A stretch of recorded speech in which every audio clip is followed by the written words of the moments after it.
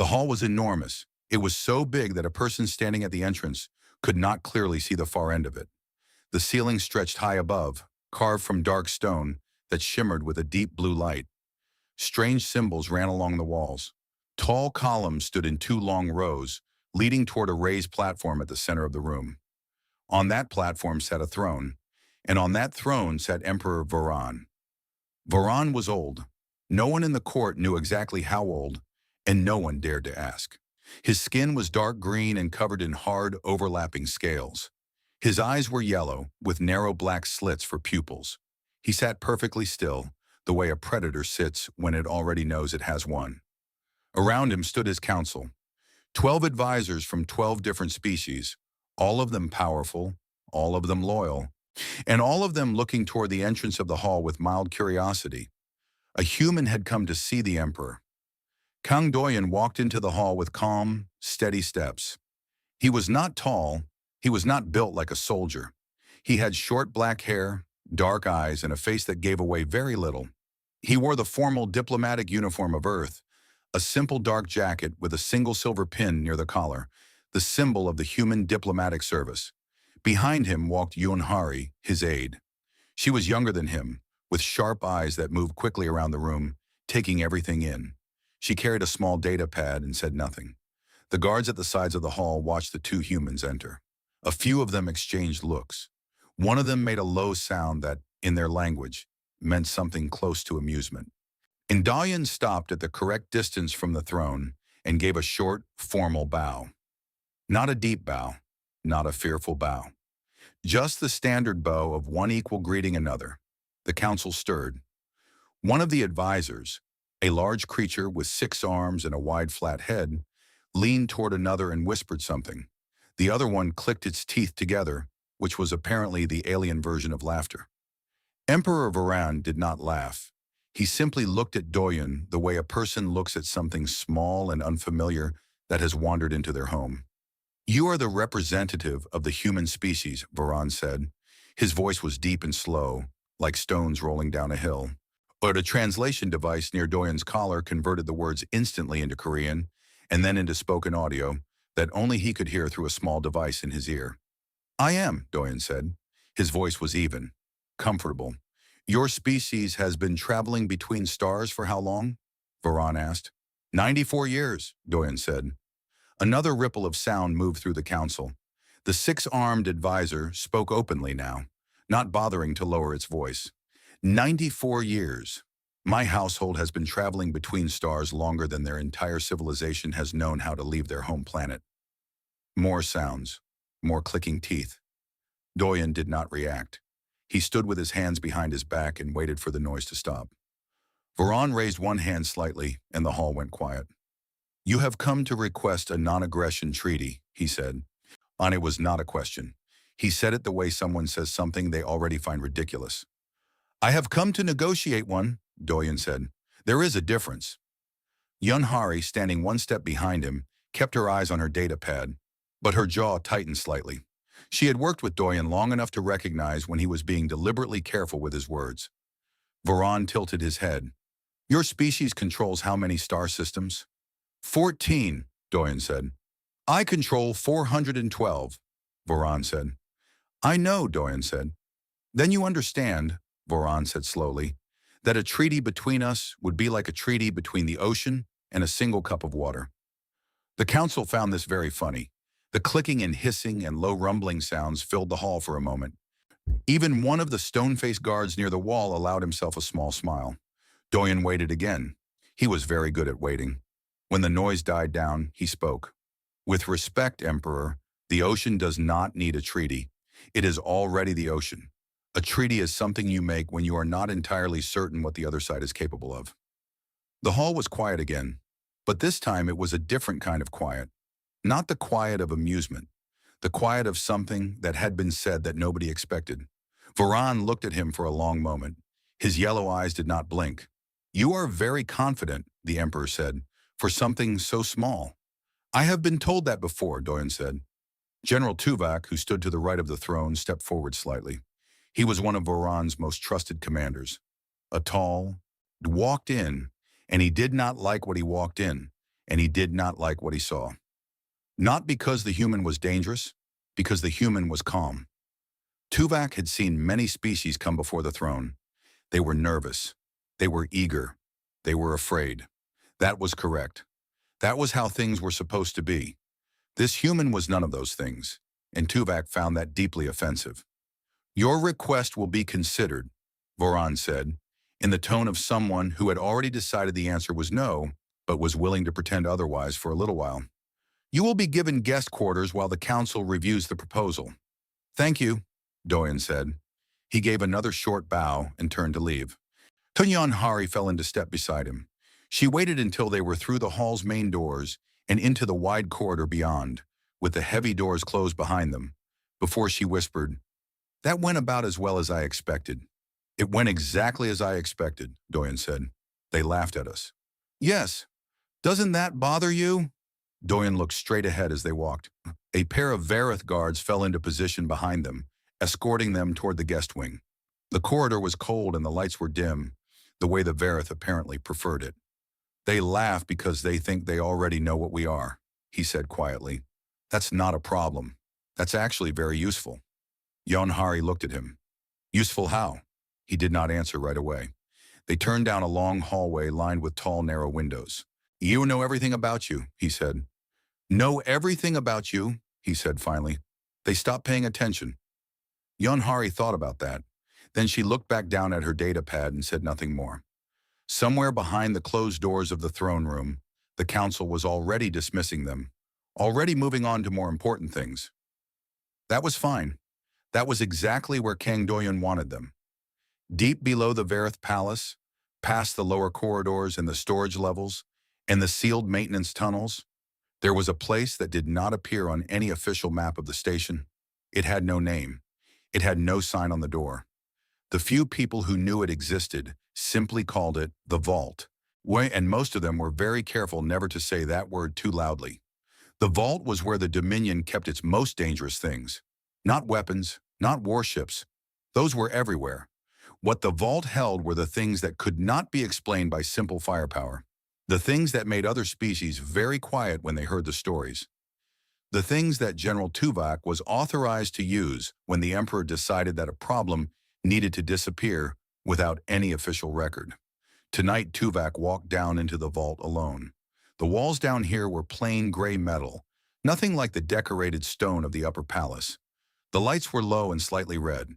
His boots made a flat sound on the floor with each step. Two guards stood at the final door, massive creatures in full combat armor, weapons at their sides. And they stepped aside when they saw him without being asked. The door opened. Inside, in a room that was almost completely dark, something was already waiting for him. Rael. Rael had no species name that anyone had ever been able to confirm. The Dominion had found Rael 20 years ago on a destroyed station at the edge of a contested system, the only living thing left alive after what appeared to have been a conflict involving at least 30 combatants. All 30 were dead. Rael was not. No one had ever fully explained how. Since then, Rael had been the Dominion's most useful and most private instrument. 8 limbs, an exoskeleton that could shift its density in response to incoming force, hardening under impact, softening to allow movement that no rigid armor could permit. The eyes that could process visual information across 7 different light spectrums simultaneously. Rael could move from one end of a standard corridor to the other in less than 1 second. Rael had never failed an assignment. Not once. Not in 20 years. Tuvok stopped near the center of the room. He could not see Rael clearly in the dark. He did not need to. He knew Rael was there. "I have something I need done," Tuvok said. A sound came from the dark. Low. Attentive. Tuvok activated a small holographic projector from his belt. A pale blue image appeared in the air between them. A recording from earlier that day. The throne room. The human ambassador walking in. Standing before the Emperor without any visible sign of nerves. Speaking with the kind of even, unhurried tone that made Tuvok's armor plates press together in irritation just watching it again. "That," Tuvok said, "is a human. A Class 3 species. 94 years in space, 14 star systems. They came here to negotiate a treaty as though they have any right to negotiate anything with us. The recording played through to the end. Doyun's bow, his short answers. The moment he said the ocean does not need a treaty. Tuvok paused it there. The Emperor finds it interesting, Tuvok said. I find it insulting. A creature that small, from a species that new, standing in front of our throne and speaking like that, it sends the wrong message. To the Council, to every species watching how we respond to this visit. He looked into the dark. I do not want him dead, Tuvok said. The political problem that would create is not worth it. I want him broken. I want him to understand, in a way that goes directly into his body and his memory, what it means to stand in Vareth space and behave as though you are an equal. I want him to get back to his ship afraid. I want him to file reports about this mission for the rest of his life and remember what it felt like to be nothing. A pause. Then Rael stepped forward into the edge of the light. Up close, Rael was not a comfortable thing to look at. The exoskeleton shifted with each small movement, the surface rippling slightly like water being disturbed. The eyes caught the low red light of the room and reflected it back in a way that made them look like two small burning coals. Tuvok had worked with Rael for years, and he still had to make a conscious effort not to step back. Rael reached out toward the holographic projection and stopped it on the image of Doyen's face, studied it for a moment. Then Rael moved to a side console and pulled up the human's full biometric profile. The basic scan that Dominion had run on both humans when they arrived, standard procedure for any visiting species. Height, weight, bone density estimate, estimated muscle fiber composition, known atmospheric and gravitational preferences, all of it assembled into a clean data file. Rael read through it in about 4 seconds. Then Rael looked back at Tuvok. The expression, if it could be called that, was one of complete and professional disinterest. Not contempt, not eagerness, simply the look of someone who has been handed a task and is already calculating how long it will take. Tuvok understood. Tonight, he said, on a wonder, he will walk to his guest quarters after the evening meal. His escort will be one guard, standard, not combat rated. His aide will be with him. The corridor between the dining hall and the east guest wing passes through an unsurveilled section for 42 meters. I have arranged for that to remain unsurveilled. Rael was already turning away, already done with the conversation.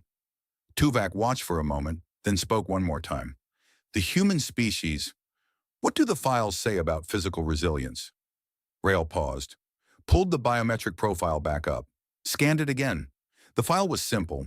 Humans were soft tissue dominant, bone structures estimated to be moderate density, nothing unusual, no natural armor, no known biological defense mechanisms, pain receptors distributed across the entire body, which meant even a minor injury would be immediately incapacitating. In Rael's 20 years of assignments, humans had never appeared on any threat list that mattered. They were not even close to the most fragile species in the known galaxy, but they were far from the most durable. They were unremarkable in almost every physical measurement. Rael set the file down. 3 seconds. That was the internal estimate. From contact to the human being on the floor, unable to move, the mission would take 3 seconds, probably less. The monoblade at Rael's side, forged from materials that could cut through standard starship hull plating, would not even need to be used at full force. A controlled press, enough to cause serious pain, enough to draw blood, enough to make the point clearly and without any room for misunderstanding. Tuvok left the vault and went back up toward the palace. In the dark room below, Rael prepared. Quietly, efficiently. The exoskeleton shifted and settled, running its self-calibration cycle. The monoblade was checked. The route to the unsurveilled corridor was reviewed. The human's estimated walking pace was calculated from the biometric data.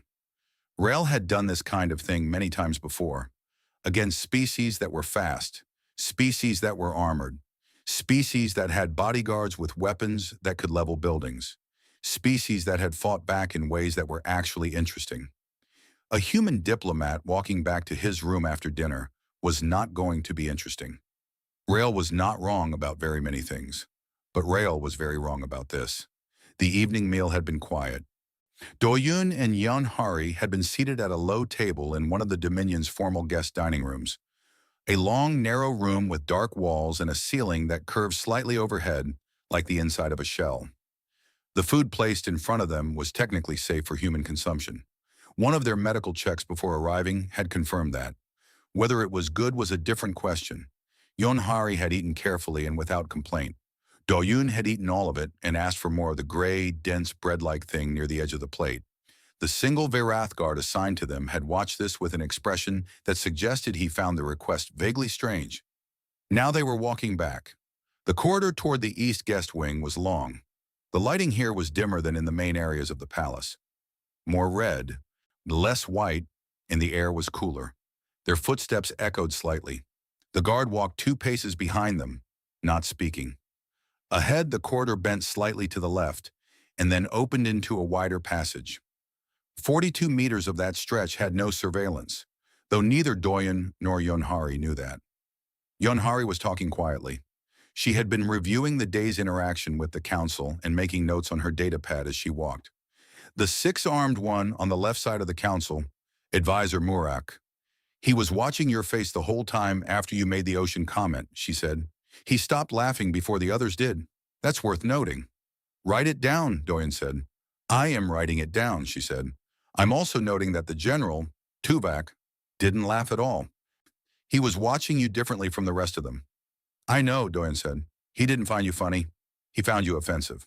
Also useful, Do-yoon said. Yeon-hari looked up from her datapad for a moment.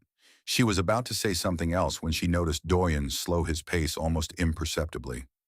Not a stop, just a slight reduction in speed. His head did not turn. His posture did not change. But something in the quality of his movement shifted, became slightly more deliberate, more grounded, the way a person walks when they are paying close attention to the room around them, and not just the conversation in it. She looked ahead. The corridor was empty. She looked to the sides. Nothing. Then everything happened at once. Rail came from the left. Not from a door, from a recessed section of the wall that had been dark enough to hide in. The movement was so fast that Yeon-hari's eyes could not fully track it. One moment the wall was empty. The next, something was there. Something that moved like water poured fast from a container, all speed and no wasted motion. The monoblade was already drawn. It caught the red light of the corridor for 1 fraction of a second as it came forward. A thin, dark, terrible thing. Aimed at the soft part of Do-yoon's throat. Direct, precise. The strike of something that had done this before and knew exactly where to put the blade to get the result it wanted without causing permanent damage. 3 seconds. That was Rail's estimate. What happened instead took less than 1. Do-yoon's hands came up, not quickly. There was no panicked grab, no wild swinging of arms. They came up the way a person's hands come up when they have done something many, many times, and the body simply knows what to do before the mind has finished deciding. Both palms forward, positioned, waiting. The blade hit them. The sound it made was a short, sharp crack. The sound of something hitting something far harder than it expected to hit. The blade did not pass through. It did not even press forward. It stopped, caught between Do-yoon's 2 flat palms, pressed there by nothing more than the grip of 10 fingers and the force of 2 human hands pushing inward from both sides. Rail froze. This was not in any file. This was not in any data. This was not something that happened. Blood appeared, a thin line across each of Do-yoon's palms where the edge of the blade had made contact at the moment of impact. It was not a deep cut. The blade had stopped too fast, but it had touched skin, and skin had opened slightly, and now there was red on both his hands, bright against his dark jacket. But the blade was still there, held, not moving. Yeon-hari had stepped back against the wall. Her datapad was still in her hand. Her mouth was open. She was not screaming. There was simply no sound available to her at that particular moment. Her brain was receiving information that it did not have a ready response for. Do-yoon looked at Rail. His face was the same as it had been in the throne room. Calm, present, slightly attentive. You didn't account for calcium phosphate skeletal density, he said. His voice was quiet and even, the way someone talks when they are explaining something they know well. Human palm bones are not the same as what your files probably describe. We've been catching, throwing, and hitting things since before we had language to name what we were doing. He paused. Also, he said, I used to work on ships before I became a diplomat. 12 years catching loose equipment in zero gravity before safety rigs were standard. Your blade is fast. I've caught faster. He twisted his hands. The mono blade, the weapon that had cut through titanium hull plating during testing, snapped, not at the edge. Near the base, where torque had been applied in a direction the forging process had never anticipated. The broken piece fell to the floor and made a clean, small sound on the metal. The other piece stayed in Rail's grip for a moment before that too was released, and it hit the floor beside the first. Rail stumbled back one step, just one. But it was a step no one had ever forced from Rail before in 20 years. The 8 limbs adjusted, recalibrated. The burning eyes moved across Doyen's hands, then his face, then his posture, running an assessment that was coming back with results that made no sense against the data on file. Doyen did not pursue. He lowered his hands and looked at them briefly, then reached into his jacket pocket and took out a small cloth, the kind carried for standard first aid, and pressed it against both palms together. He looked at the broken pieces of the blade on the floor. Then he looked at Rail. I'm not going to report this as an attack, he said. I'm going to report this as an encounter. My aide will log the time, the location, and the details officially. When with the neutral observers already on record for this visit, he glanced at Yonhari. She was already moving. Her datapad was up. Her hands were steady because whatever she was feeling, she had decided that her job came first. She was logging. Timestamp. Location. Description. Rail stood very still. The exoskeleton had stopped its usual subtle shifting. Even that movement, which was essentially involuntary, had paused. Doyen gave the wrapped cloth against his palms one firm press, then put it back in his pocket. Have a good night, he said, and walked on. Yonhari followed him without a word. Her footsteps were quick and close. The guard behind them had not moved, had stood completely frozen for the entire event, his weapon not even raised because it had all happened too fast for a standard issue response to engage. When they were far enough down the corridor, Yonhari spoke.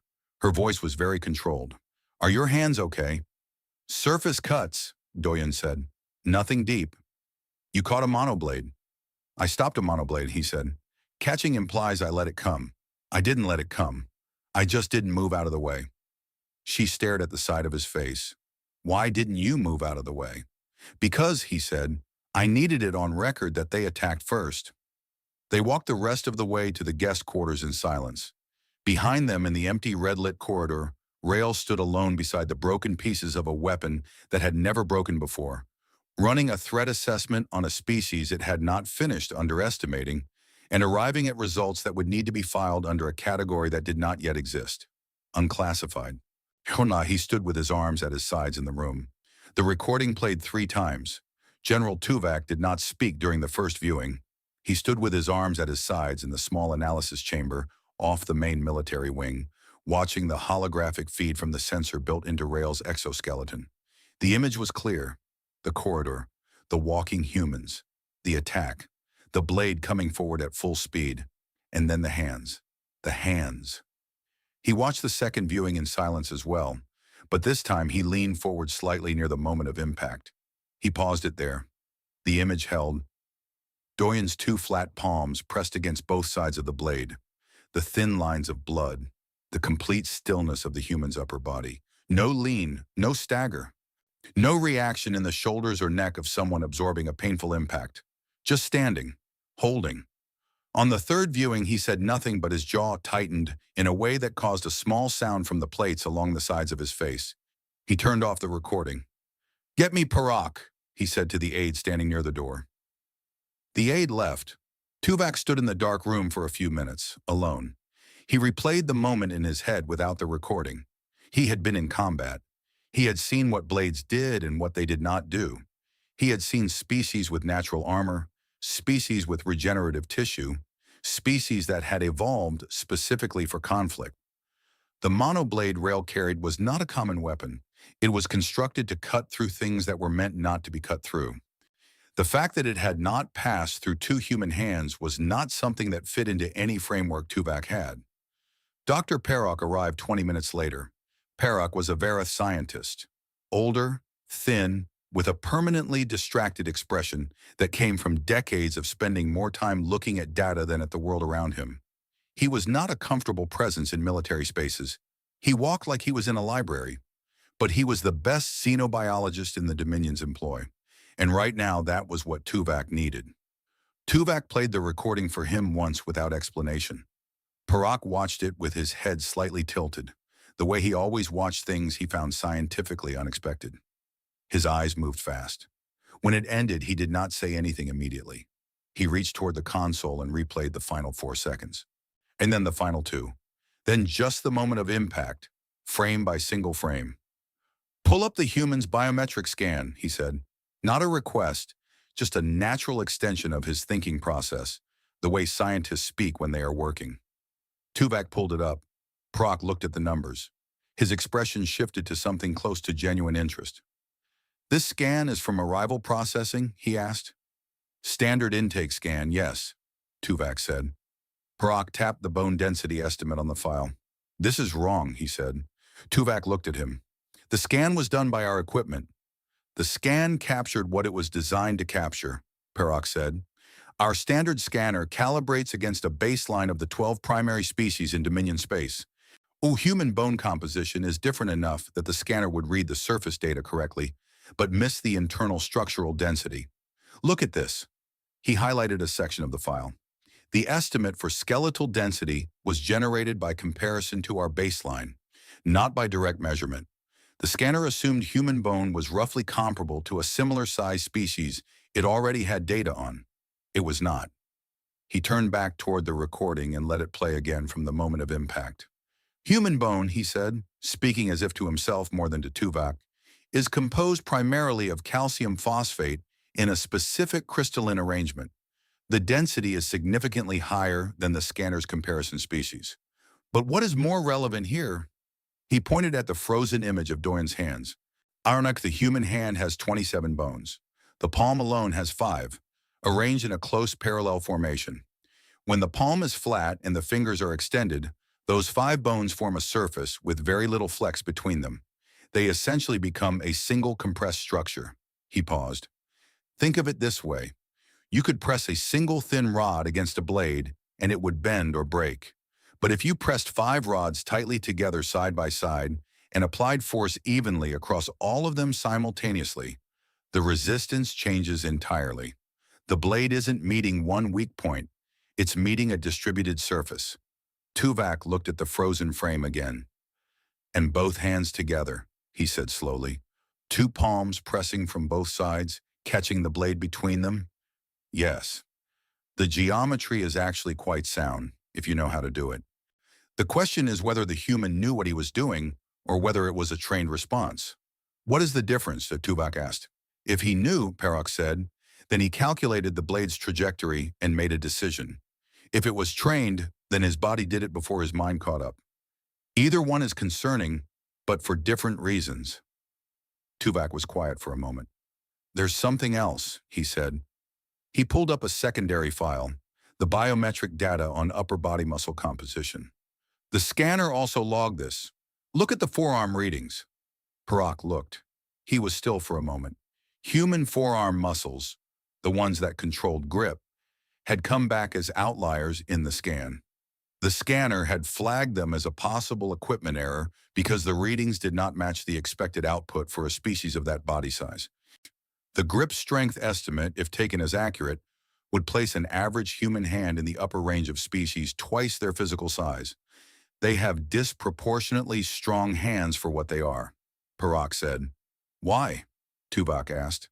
Perrock pulled up the broader evolutionary file on humans.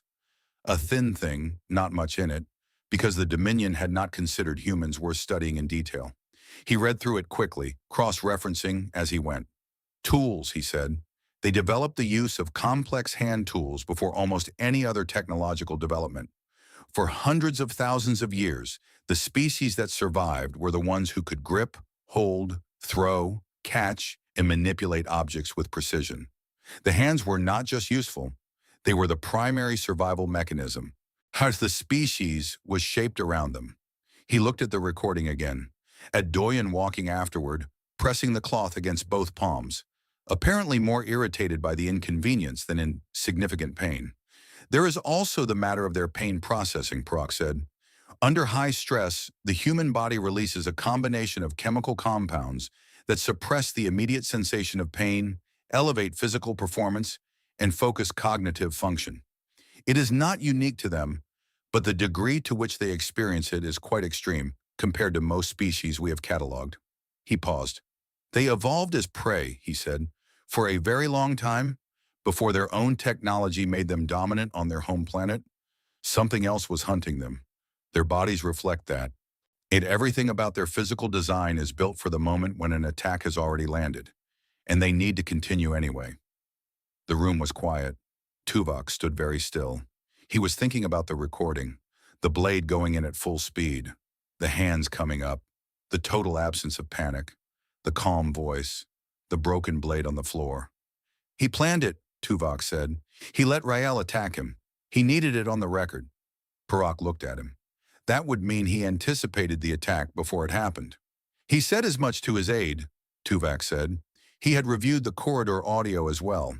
He hadn't included it in the briefing because he hadn't wanted to say it out loud until he understood what he was dealing with.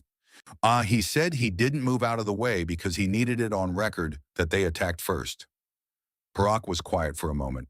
He used his own body as the evidence, he said, not with admiration, just with the flat recognition of someone who has observed something and has no better word for it than what it was. At that moment, a notification appeared on the analysis console, an automated alert from the Dominion's diplomatic communication system. Tuvok read it and felt something move through him that he did not immediately have a word for. The log filed by Yonhari, time-stamped, location-coded, fully detailed, had been received by Earth Command 40 minutes ago. It had also been copied, as per the pre-existing agreement with the Verath Dominion regarding the current diplomatic visit, to 3 neutral galactic observer stations. In the galactic neutral observers were not a government. They did not have a military. What they had was a broadcast reach that covered most of the known inhabited systems. The record was public. The Verath Dominion had authorized an attack on a human diplomatic envoy operating under formal treaty process protections. Tuvok put the notification down. He did not look at Parak again. He looked at the frozen recording, the 2 broken pieces of the monoblade on the floor, the human walking away, the cloth wrapped around his hands. He had wanted to make the human afraid. He was now beginning to understand, with a slow and unpleasant clarity, that the human had come to this station already knowing exactly what he was walking into, and had walked in anyway, and had been ready. That was not what Tuvok had expected. That was, he was starting to think, the point. The dinner was not planned in advance. An invitation arrived at the guest quarters the following morning, a formal message from Emperor Varan, requesting the presence of the human ambassador at a private evening meal. No council, no advisors, no Tuvok. Just the Emperor, the human, and a small staff of attendants. The message used polite language that stopped just short of the word apology, which in Verath political culture was apparently as close to an apology as an emperor was permitted to get in written form. Yonhari read it twice, then looked at Doyen. "You want to go," she said. It was not a question. "Obviously," he said. She looked at his hands. He had treated the cuts the previous night using the standard medical kit they had brought. The wounds were clean and already healing. Human skin could under proper care close fast. He wore light bandaging around both palms, barely visible beneath his jacket sleeves when he kept his hands relaxed. She wanted to say several things. She said none of them. "I'm coming," she said instead. "I know," he said.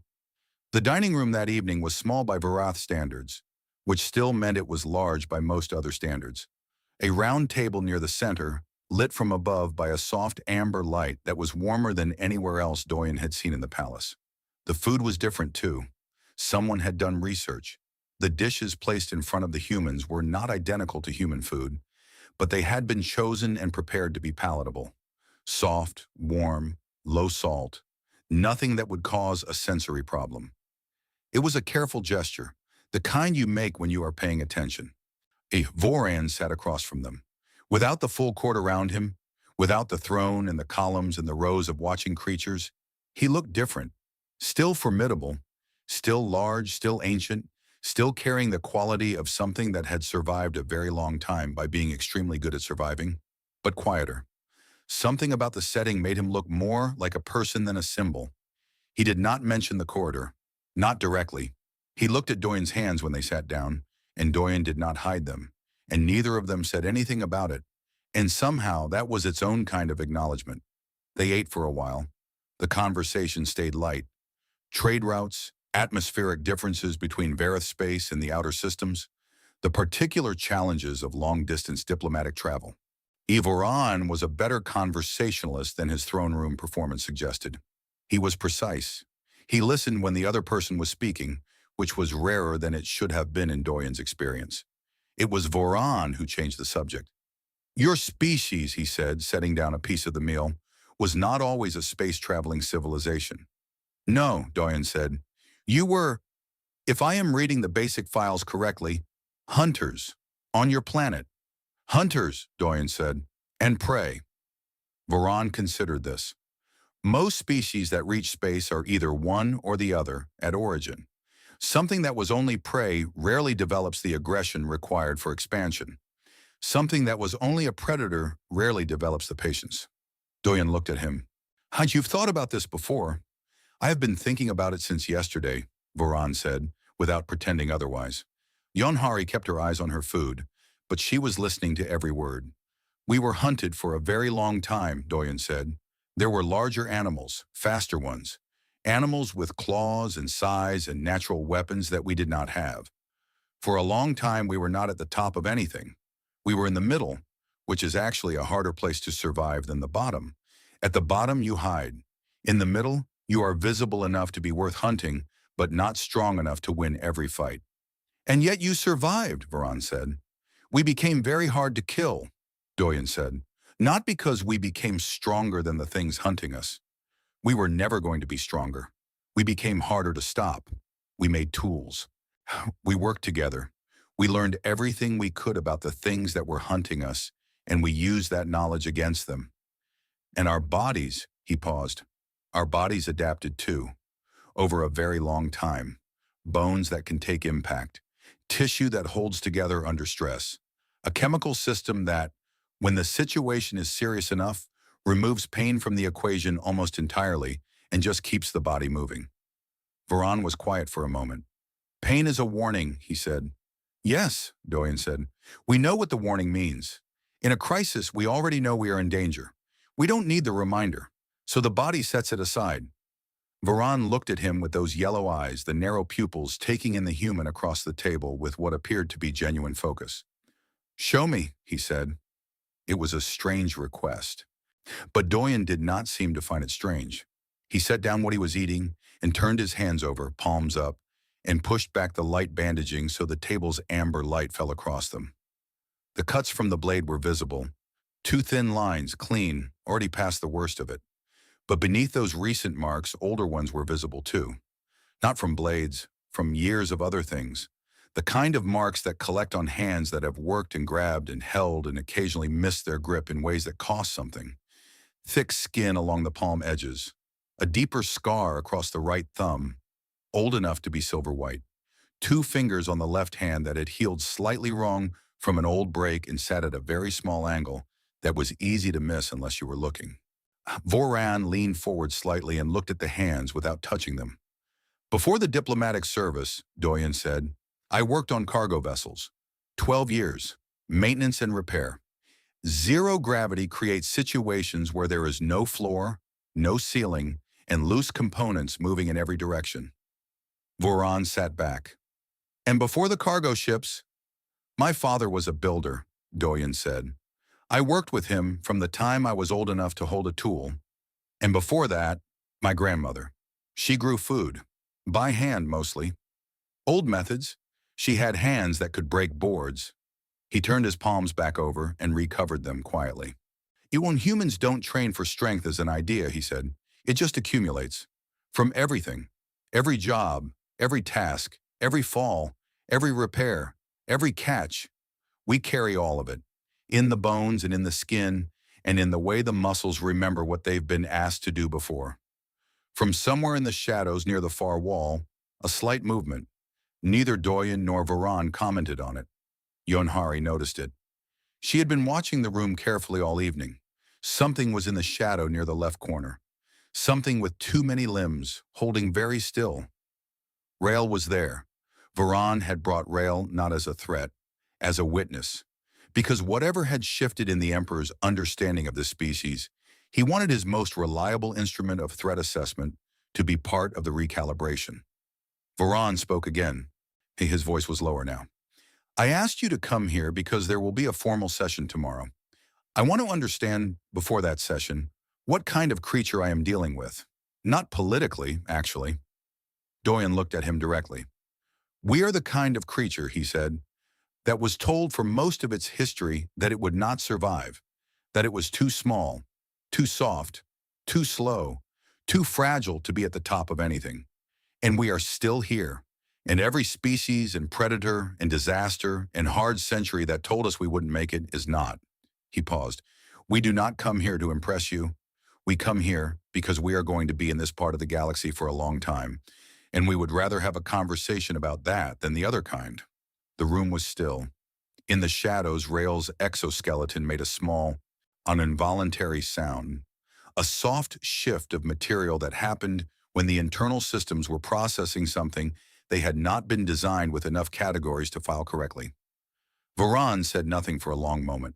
Then he picked up what he had set down and continued eating, and the conversation moved on to lighter things, and no one mentioned blades or corridors or broken weapons for the rest of the evening. But the Emperor did not laugh, not once, not in the way he had the day before. That particular sound, which had filled the throne room so easily, did not appear again. And Doyen, walking back to the guest quarters later that night with Yonhari at his side, did not say anything until she asked him how he thought it had gone. Better, he said.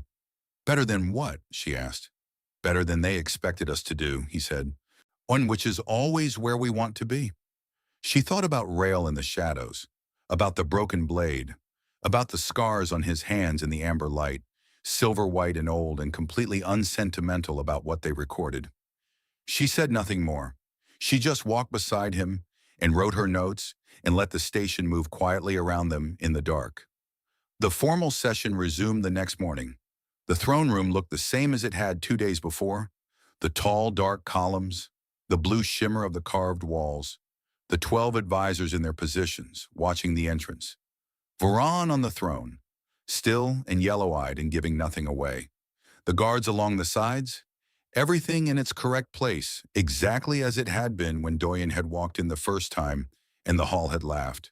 The hall did not laugh today, and Doyen walked in with the same pace, the same posture, the same short bow at the correct distance.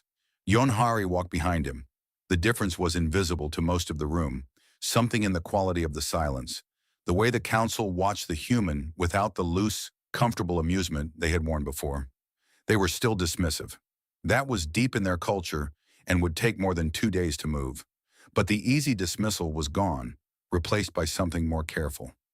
Tuvok stood to the right of the throne. He looked at Doyen with the same flat irritation as before. But behind it, something had changed. He had watched the recording too many times. He had heard Peroc's analysis. He had seen the public log.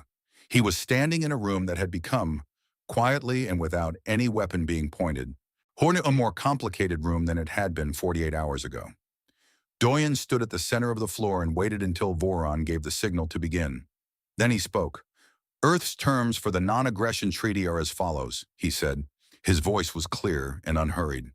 Equal trade access in all Dominion-adjacent transit corridors currently used by human commercial vessels. Non-interference in the 14 systems under Earth's jurisdiction, with the same protection extended to any additional systems claimed by Earth in the next 50 years. A mutual defense clause, limited in scope. We do not ask you to go to war for us, only to confirm that you will not supply our enemies with weapons or resources while a conflict is active. And a recorded apology for the attack on a diplomatic envoy that occurred in the east corridor of the station 2 days ago. The last item sat in the room for a moment. The six-armed advisor, Murak, made a sound. Two others stirred. One of the guards near the wall shifted his weight. Tuvok stepped forward. "The ambassador will remove the last item from the list," he said. His voice was hard and flat. "It is outside the scope of—" "It is entirely within the scope," Doyen said. He did not raise his voice. He did not look at Tuvok while he said it, which was itself a kind of statement. He addressed the room, not the general.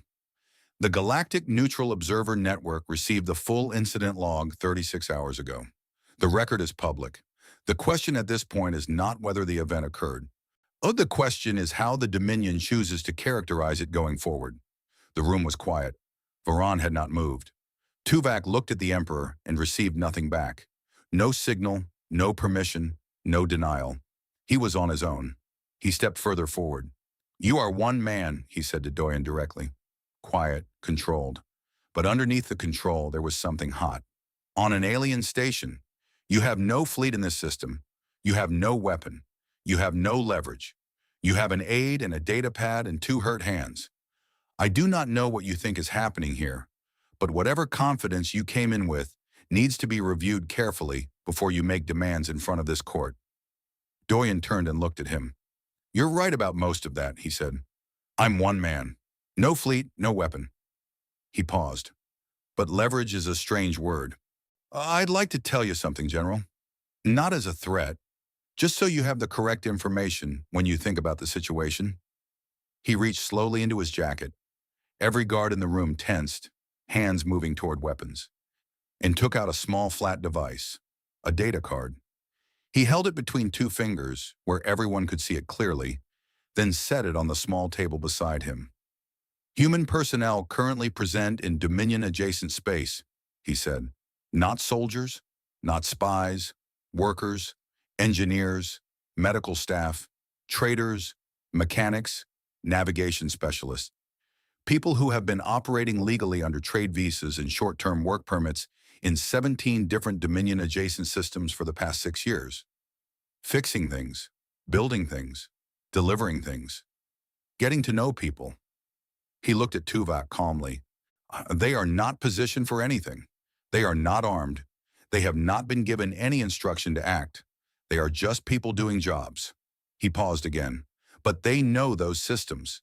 They know the infrastructure. They know the people who keep things running. 6 years of showing up, working hard, being useful.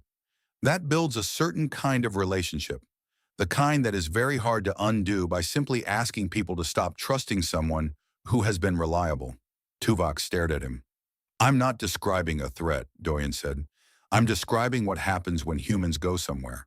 We work, we learn, we get good at things and we help with things, and we make ourselves hard to remove from the picture. Not by force, but by becoming part of how things function. That's not strategy. It's just who we are." He picked the data card back up and put it in his pocket. "The fleet question and the weapon question are interesting," he said, "but I think you're asking the wrong question. The question isn't whether I have something that can hurt you today. The question is what the next 50 years look like. Whether they look like the relationship in that data card, or whether they look like the alternative." The room was very still. Murak, the six-armed advisor who had stopped laughing before the others on the first day, leaned back slightly in his seat and exchanged a look with the advisor beside him. The look did not contain amusement. It contained something closer to the expression you make when you are watching someone play a game. You thought you understood and are realizing the board is larger than you saw. Tuvok did not say anything more. Not because he had nothing to say, because he was calculating, and the calculation was not finishing quickly. Varan spoke for the first time since the session began. "The council will take the evening to review the proposed terms," and he said. His voice was the same stone-rolling sound as before, but it was slower now, more deliberate. The voice of something that was no longer moving on autopilot. "The ambassador and his aide will have access to the station's communication systems to contact Earth Command if needed. The session will resume tomorrow morning." He stood. The court stood with him. The session was over. As Doyun and Yeonhari turned to leave, Tuvok's voice came from behind them. Low, not carrying across the room, just to them. "What you did in that corridor," he said. You let it happen. Doyen paused but did not turn around. You walked into that corridor knowing, Tuvok said. You knew I had authorized it. You knew Rail was there. You stopped the blade instead of avoiding it because you needed the evidence. A beat. Yes, Doyen said. You used your own body, Tuvok said. The situation required it, Doyen said. Tuvok was quiet for a moment. That is a very cold calculation. Doyen turned his head slightly to the side. Not quite back, not quite forward. I'm a diplomat, he said. Not a soldier. Cold calculation is the job. He walked out. Behind him, Tuvok stood in the emptying throne room and looked at the space where the human had been standing. He had spent a career being the most dangerous thing in most rooms. He was used to that. He knew what it felt like. In a way, it felt like standing in the center of things and having everyone else adjust around you. For the first time in a very long time, he had the strange sensation of being the one adjusting. He did not like it, but he was professional enough to recognize it and smart enough to understand what it meant. The human was not the most physically dangerous thing on this station. Rail was. The Dominion's fleet was. The weapons in the armory were. But Doyen had walked in here knowing all of that, and he had won anyway. Not with strength, not with force, but with patience and information, and the very specific willingness to bleed a little in exchange for exactly the outcome he needed. Tuvok picked up a small object from the table nearby, the edge of something that had been left behind after the council's papers were cleared. When he turned it over in his hand, he had wanted to make the human afraid. He had made him useful instead. That was, he was beginning to accept, a much harder thing to come back from. The treaty was signed in the morning. There was no ceremony. That had been Doyen's choice. He had specifically asked that there be no formal ceremony, no gathered court, no recorded speeches. Just the document, the two signatures, and the timestamp. Varan had agreed without much resistance, which told Doyun something about how the Emperor was thinking now. A ruler who wanted to control the story of a moment demands ceremony. A ruler who is still processing what the moment means agrees to keep it quiet.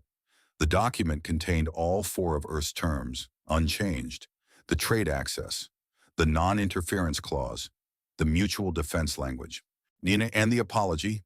3 sentences, formal and precise, acknowledging that a member of a Dominion-authorized security unit had made unauthorized contact with a human diplomatic envoy during a protected visit, and that the Dominion recognized this as inconsistent with diplomatic protocol and contrary to the terms of the visit agreement. It did not say Tuvok's name. It did not say Rail's name. It did not need to. Doyen read the document once, signed it, and handed the stylus back to the attendant without comment. Varan signed below him. The attendant took the document and left the room. That was it.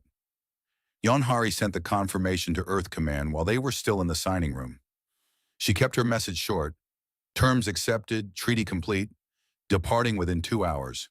She got a response in under 4 minutes. It would not sound like relief at all. They would not sound like relief at all. They went back to the guest quarters to pack. There was not much to pack. They had come light, as diplomatic missions to uncertain locations always did.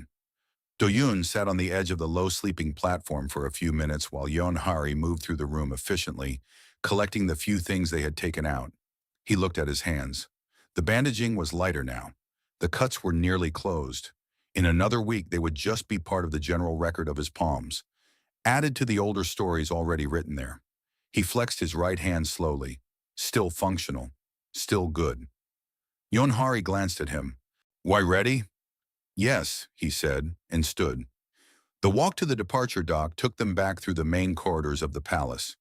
The wide, high ones, with the blue shimmer on the walls and the tall columns at intervals. A small escort of Vareth guards walked ahead of them and behind them, not aggressively, just present.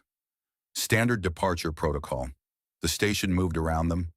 Other staff, other personnel, the ordinary business of a large and powerful place continuing as it always did.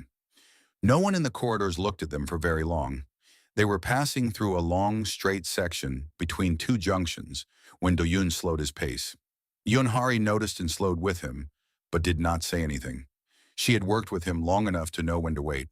Ahead, and at the point where the corridor narrowed slightly before opening into the wider junction, Something was standing. Rail. Not in the shadows this time. Not pressed into a recess or positioned against a dark section of wall. Standing directly in the center of the corridor. In the light. Visible. The escort guards had stopped. One of them had a hand near his weapon.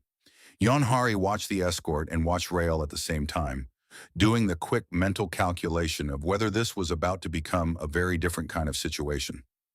Doyen kept walking. He did not speed up. He did not slow down further.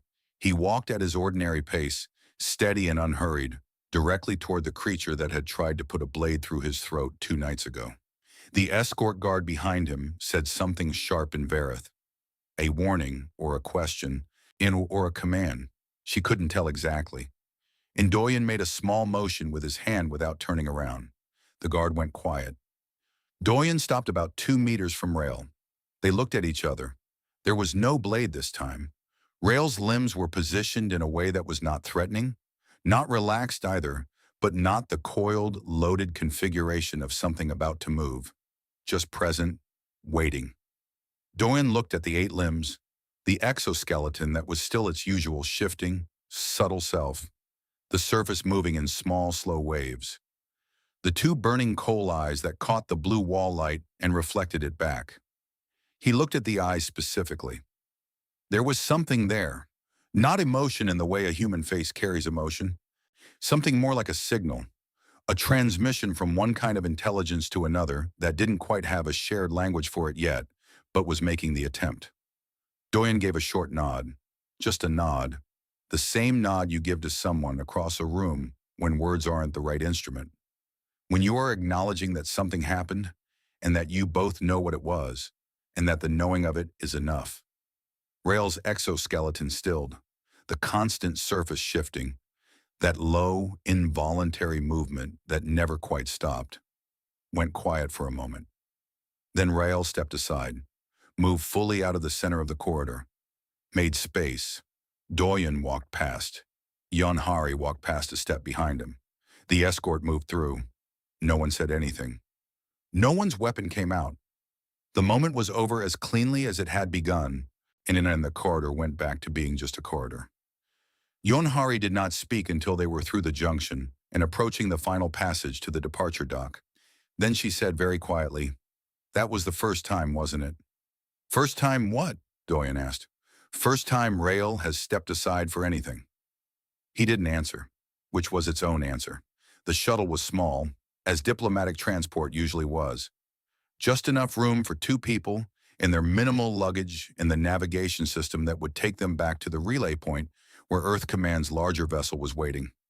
Yonhari ran the pre-departure checks while Doyen sat in the co-pilot seat and looked out the viewport. The Varath station filled most of the view from this angle. Massive and dark and lit from the inside in that particular blue, like something alive that had decided to be still. The dock sealed behind them. The shuttle cleared the bay. The station moved slowly backward in the viewport as they pulled away, and then it was smaller, and then it was just a shape against the stars. Yonhari finished the checks and let the navigation system take over. She looked at her hands on the console for a moment. Then she looked at Doyen. "Were you afraid?" she asked. He was quiet for a moment, long enough that she thought he might not answer. "The whole time," he said. She stared at him. He kept his eyes on the viewport. The station was a distant shape now, blue-lit and receding. In the corridor, in the throne room, at the dinner, in the signing room this morning, the whole time. "You didn't show it," she said. "No," he said. "How?" He thought about it. "Our has stakes. That you need to be paying has stakes. That you need to be paying attention." He paused. "Most species, I think, treat fear as a sign that they should stop, or run, or change what they're doing. For us, for humans, I mean, it's almost the opposite. The fear is what tells you that this matters, that you can't stop here, that you have to do the thing anyway, because the thing is too important." He flexed his right hand slowly. The bandaging was thin now. The light through the viewport caught the edges of the older scars. "We are not the most powerful species in this part of the galaxy," he said. "We are not the fastest or the most armored or the most ancient. We know that. When we have always known things like that about ourselves. He looked out at the stars. We are just the kind of thing that shows up anyway. The shuttle traveled on in silence.